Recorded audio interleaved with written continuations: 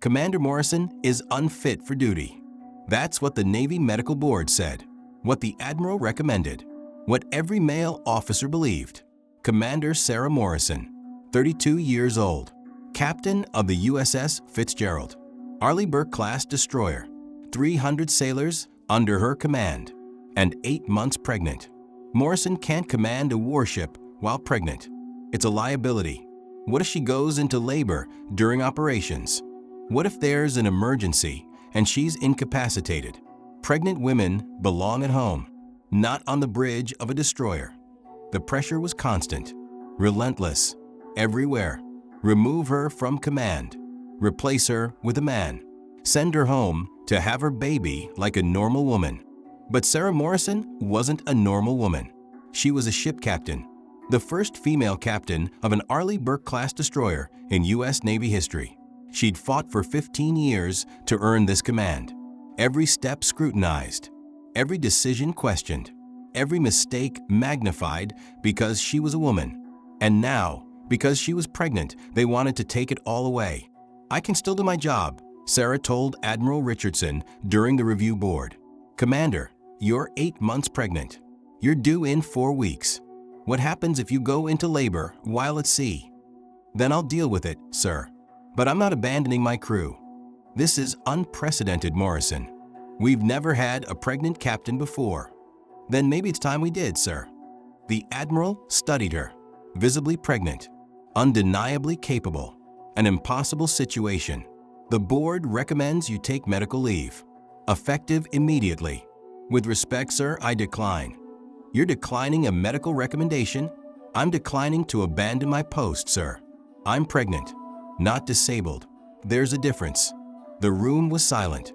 Other officers exchanged glances. A pregnant woman refusing to step down from command of a warship? This was going to be a disaster. But the Admiral couldn't force her. Sarah was medically cleared by her OB/GYN. No complications. Healthy pregnancy. Physically capable. "Fine," the Admiral said finally. "You can keep your command. But if anything happens, if there's any indication you can't perform your duties, you're relieved immediately. Understood?" "Yes, sir." Sarah left the boardroom. Still captain. Still pregnant. Still fighting to prove herself. Her executive officer, Commander James Park, was waiting outside. "Captain, are you sure about this? Are you questioning my decision, XO?" "No, ma'am. I'm questioning whether the Navy is ready for a pregnant captain." Sarah smiled tiredly. "The Navy better get ready, because I'm not going anywhere."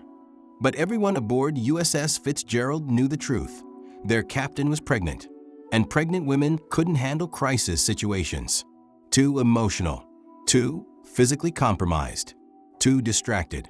On March 15, 2019, Sarah Morrison would prove them all wrong.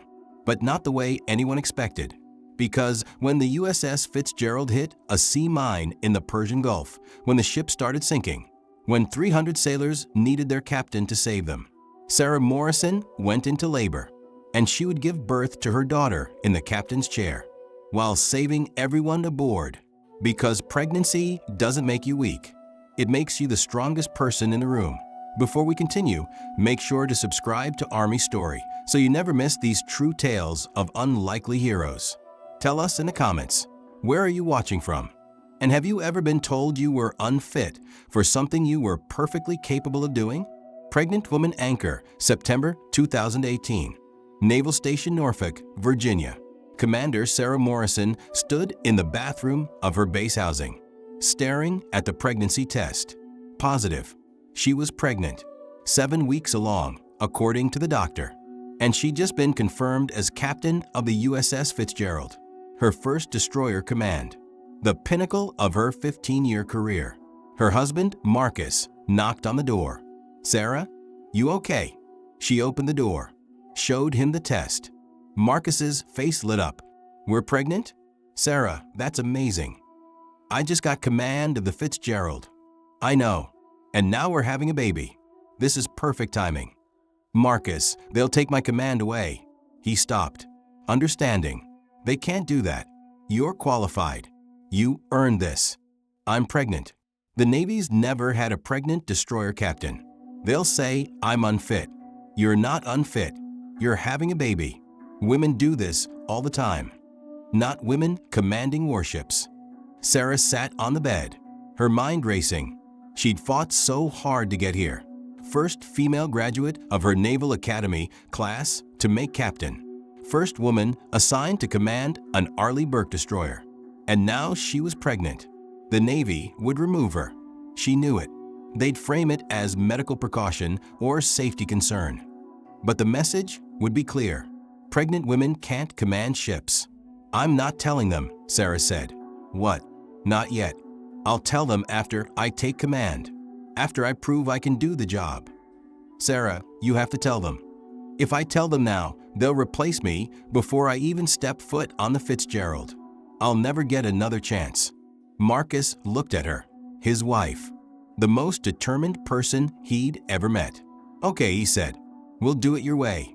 Sarah took command of the USS Fitzgerald in October 2018, 2 months pregnant. Not showing yet. She told the Navy in November, when she was 3 months along, visibly pregnant. By then, she'd proven herself. Perfect operations, flawless command, impeccable leadership. But it didn't matter. The Navy wanted her gone anyway, because pregnant women, in their minds, were liabilities. Sarah would spend the next 4 months fighting to keep her command and proving them all wrong. March 15, 2019, 0730 hours. Persian Gulf. USS Fitzgerald was on routine patrol, anti-piracy operations, maritime security, standard deployment. Sarah was 8 months pregnant now, visibly, undeniably, heavily pregnant. She'd modified her uniform. Maternity Navy service dress, custom fitted for her changing body. Some of the crew was supportive. Most were nervous. All were uncertain. "How's the captain doing?" sailors whispered. "She's 8 months pregnant. What if something happens? I heard the admiral wanted to remove her. Can pregnant women even be on ships? Isn't that dangerous?" Sarah heard the whispers, ignored them, kept commanding. Her XO, Commander Park, had become her strongest advocate. "Captain's doing fine," he'd tell the crew. "Focus on your jobs. Let her do hers." But everyone was on edge, waiting for something to go wrong, waiting for the pregnant captain to fail. At 0835 hours, Sarah was on the bridge, reviewing morning reports. Standing was uncomfortable now. Her back ached, her feet swollen. But she was still the captain, still in command. "Captain, sonar contact bearing 090, the tactical officer reported. "Submerged object. Possible mine." Sarah looked at the display.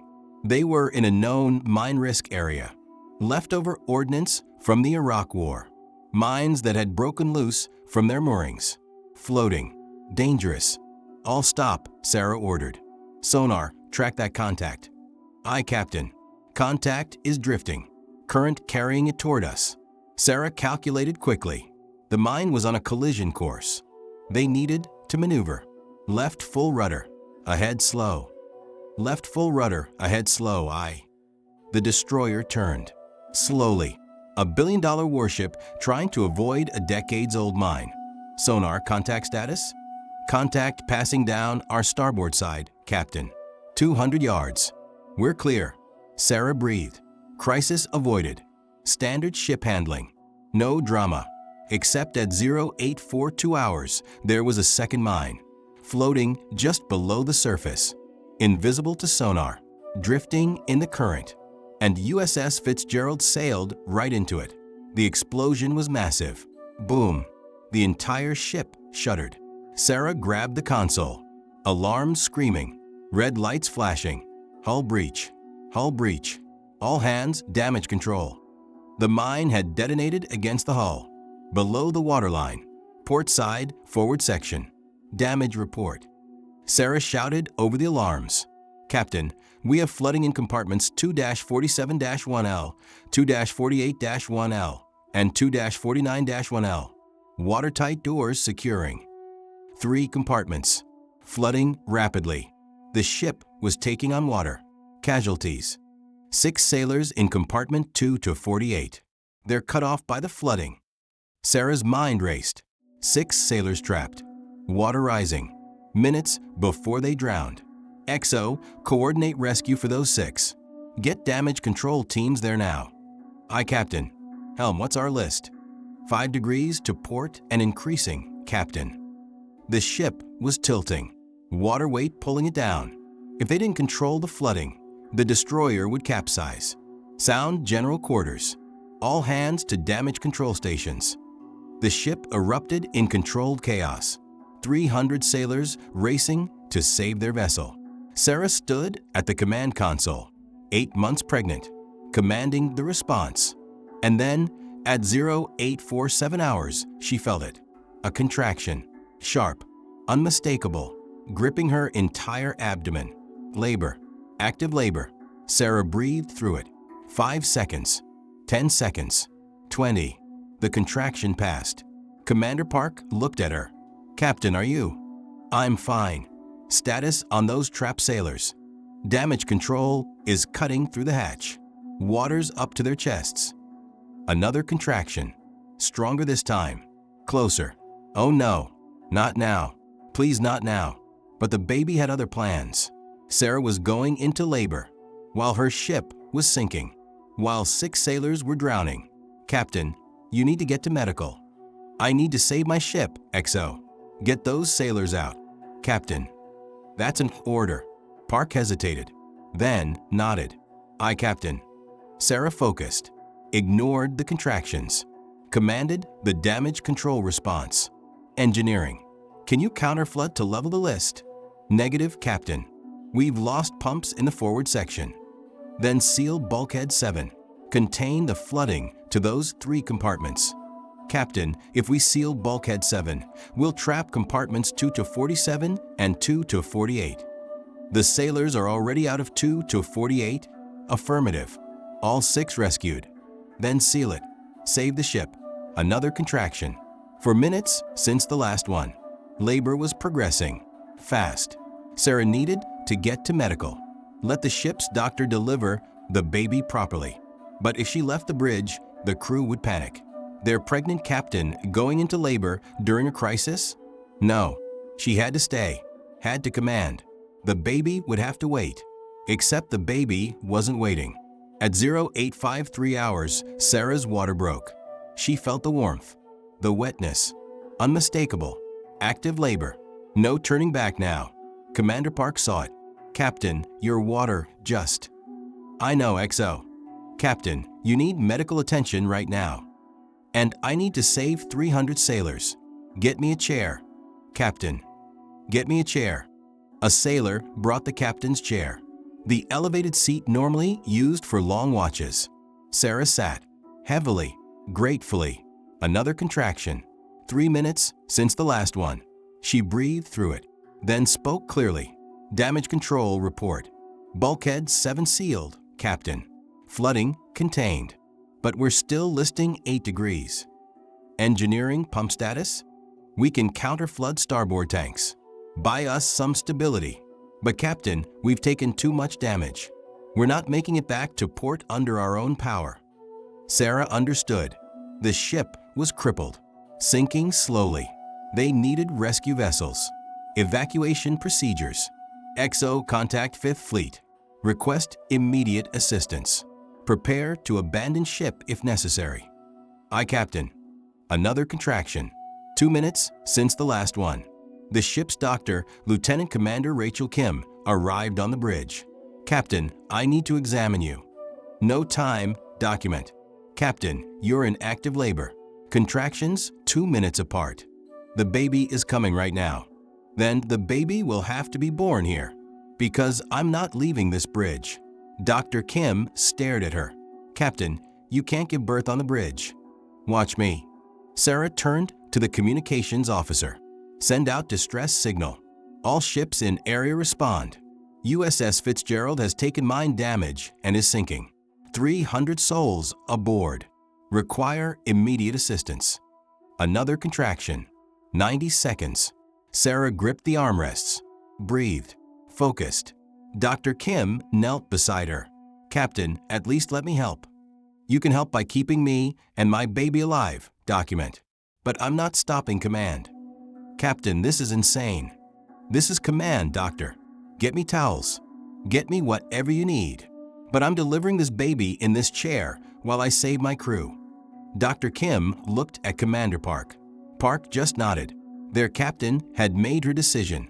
For the next 30 minutes, Commander Sarah Morrison would do the impossible. Command a sinking ship. Coordinate evacuation procedures. Communicate with rescue vessels. While in active labor, contractions between orders. Pain between decisions. Dilating while commanding. Contraction, Sarah gasped. 45 seconds. Then, XO, order all non-essential personnel to muster on the flight deck. Prepare lifeboats. Aye, Captain. Another contraction. 30 seconds apart now. The baby was coming. Fast. At 0925 hours, Dr. Kim examined Sarah. Captain, you're fully dilated. The baby is crowning. You need to push. Not yet. XO, status on rescue vessels. USS Bulkley is 15 minutes out. USS Gonzalez, 20 minutes.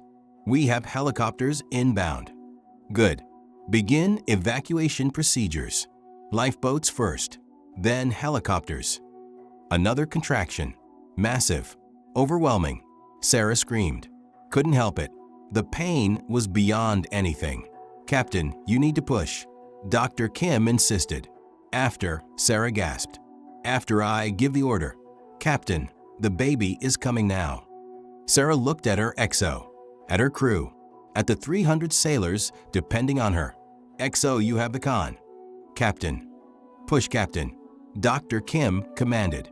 Sarah pushed. On the bridge of the USS Fitzgerald, in the captain's chair, surrounded by her crew, she pushed with everything she had.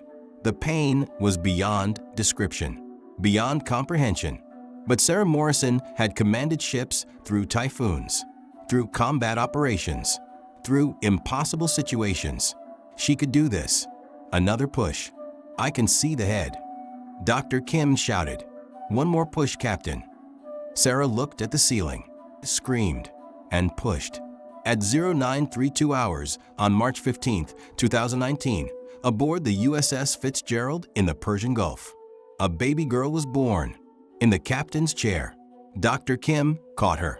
The corpsman cut the umbilical cord. The baby cried. A loud, healthy, beautiful cry. The bridge crew stood in stunned silence. Their captain had just given birth. In front of them, while commanding a crisis, Dr. Kim cleaned the baby quickly, wrapped her in a navy blanket, placed her in Sarah's arms. Sarah looked at her daughter, tiny, perfect, born in the middle of chaos. "Hi, baby girl," Sarah whispered, tears streaming. "Welcome to the Navy." She held her for 30 seconds, memorizing her face, feeling her warmth, then looked at Dr. Kim. "Take her to medical. Keep her safe." "Captain, you need to come too. I have 300 more lives to save, Doctor. Take my daughter. I'll see her when everyone's safe." Dr. Kim took the baby, hesitating, uncertain. "That's an order, document." Dr. Kim nodded, carried the newborn off the bridge. Sarah watched her go, then turned to Commander Park. "XO, I'm resuming command." Park stared at her. "Captain, you just gave birth. And now I'm saving my crew. Evacuation status." The bridge crew couldn't believe it. Their captain had just delivered a baby, literally minutes ago. And now she was back to commanding like nothing had happened. Because to Sarah Morrison, nothing had happened. Just another obstacle, another challenge. She was still the captain. Her sailors still needed her. Evacuation proceeding, Captain. Lifeboats away. Helicopters extracting wounded. USS Bulkley alongside in 5 minutes. Good. All hands abandon ship. Orderly evacuation. Officers last. Sarah remained in the captain's chair, bleeding, exhausted, having just given birth, commanding the evacuation of 300 sailors. For the next 40 minutes, USS Fitzgerald evacuated its entire crew. Lifeboats launched. Helicopters landed on the flight deck. USS Bulkley pulled alongside, transferring sailors. Sarah coordinated everything. From the captain's chair, still bleeding from childbirth, still in pain, but commanding perfectly. Lifeboat 3, you're clear. Proceed to Bulkley. Helicopter 2, you're loaded. Lift off. All personnel, report your status. By 1015 hours, the ship was nearly empty. Just damage control teams keeping the pumps running. And the senior officers. Captain, all non-essential personnel evacuated. Commander Park reported. 298 souls off the ship. And the remaining 2, you and me, Captain. Sarah smiled tiredly. Time to go, XO. After you, Captain. Sarah stood, slowly, painfully, her body screaming in protest. She'd just given birth an hour ago. Should be in a hospital bed. Should be recovering. Instead, she was walking off her sinking ship. Dr. Kim was on the flight deck with Sarah's baby in an incubator, ready for helicopter transport. Captain, Dr. Kim shouted, "You need to come with us."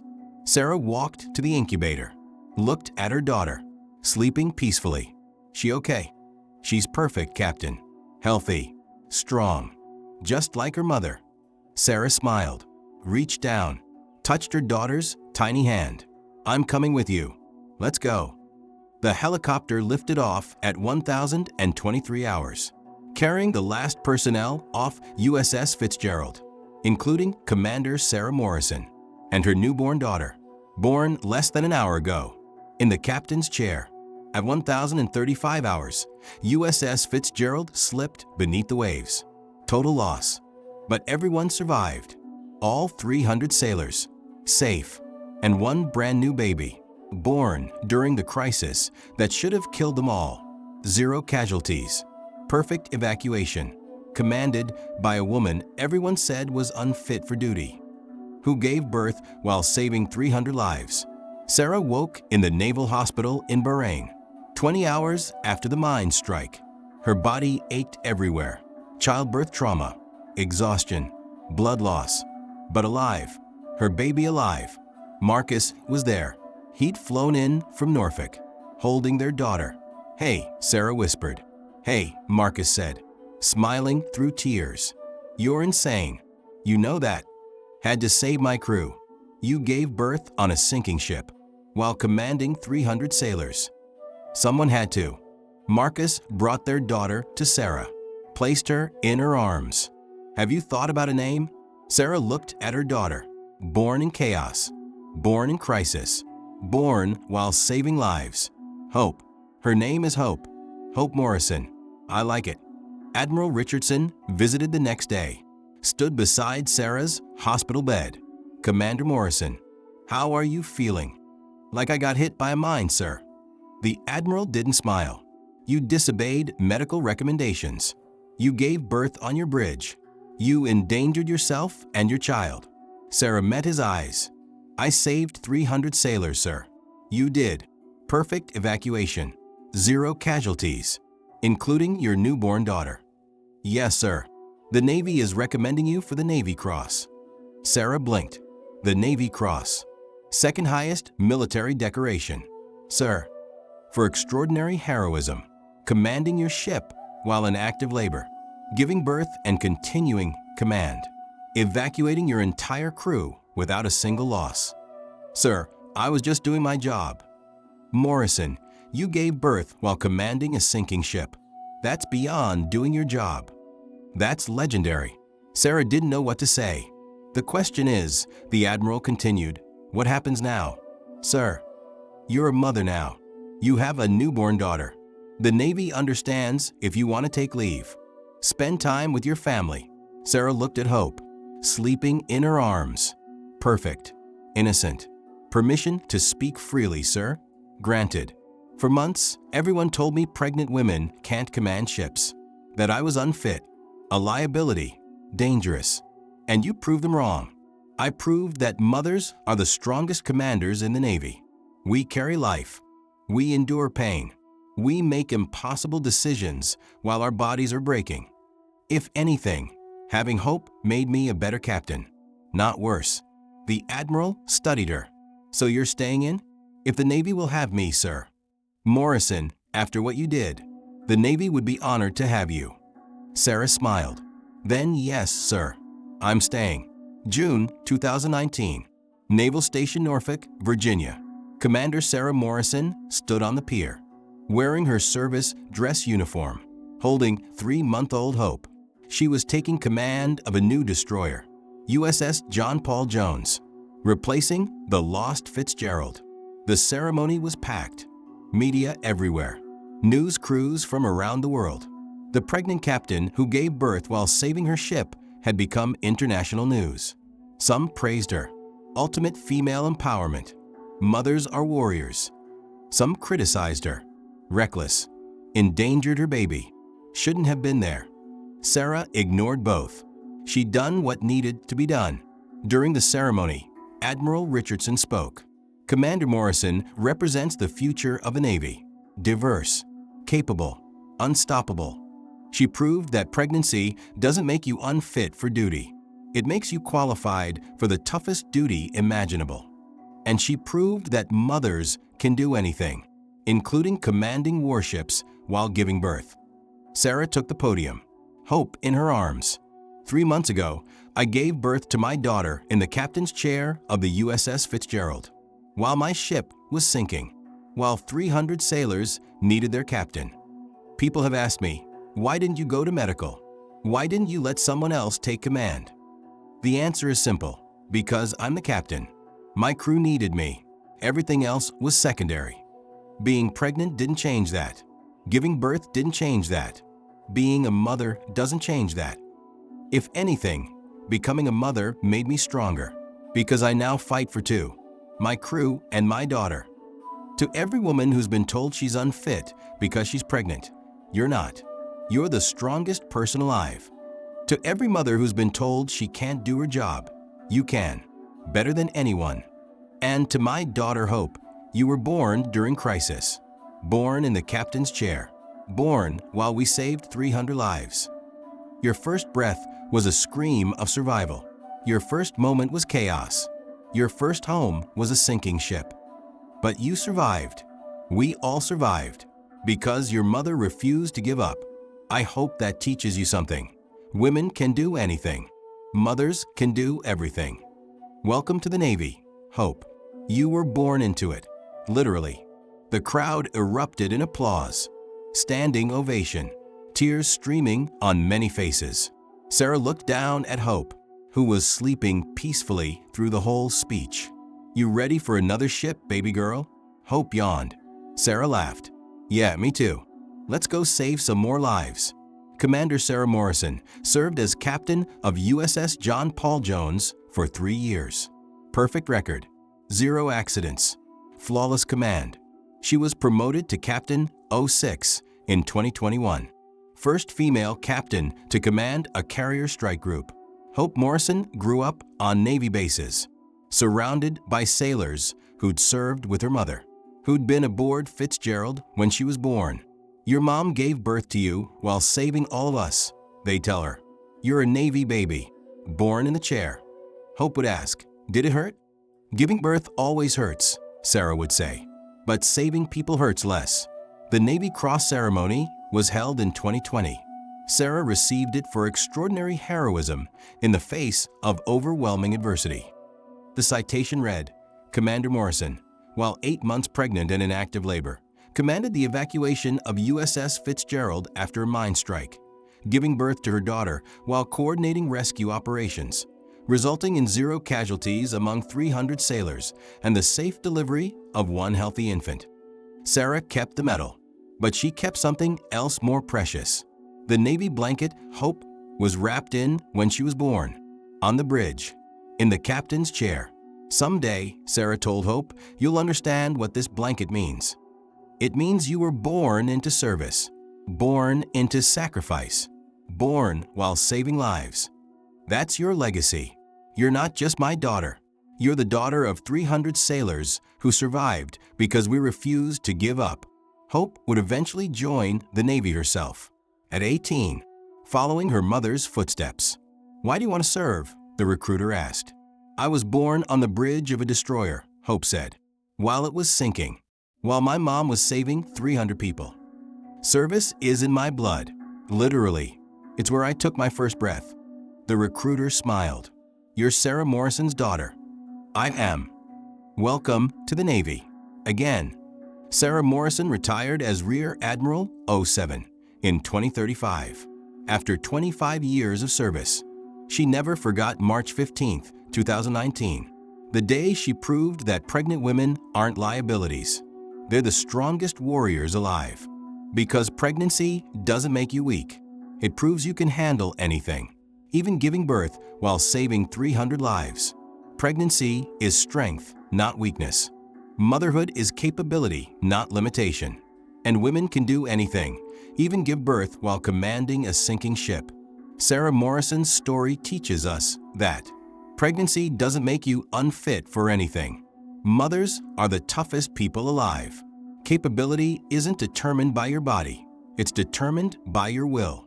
Women can command, lead, and save lives while bringing new life into the world.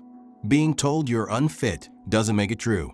Strength comes in forms people don't expect. Sarah Morrison commanded a warship, went into labor during a crisis, gave birth in the captain's chair, and saved 300 lives. Don't let anyone tell you that pregnancy makes you less capable. It makes you more capable. It proves you can handle pain, multitask under pressure, and create life while saving lives. The best leaders are those who refuse to abandon their duty. No matter what, you are warriors. You endure. You sacrifice. You lead. You save. Sarah Morrison proved it in the most dramatic way possible. To the Navy and all military services, Commander Morrison was told she was unfit for duty because she was pregnant. She gave birth while saving 300 sailors. 0 casualties. Perfect command. Maybe it's time to redefine fit for duty. If this story moved you, salute in the comments below. Subscribe to Army Story for more stories about unlikely heroes and unstoppable women. To every woman who's been called unfit, you're not. You're extraordinary. Until next time, stay strong, trust your strength, and remember, mothers can do anything. Even give birth in the captain's chair. Pregnant woman anchor.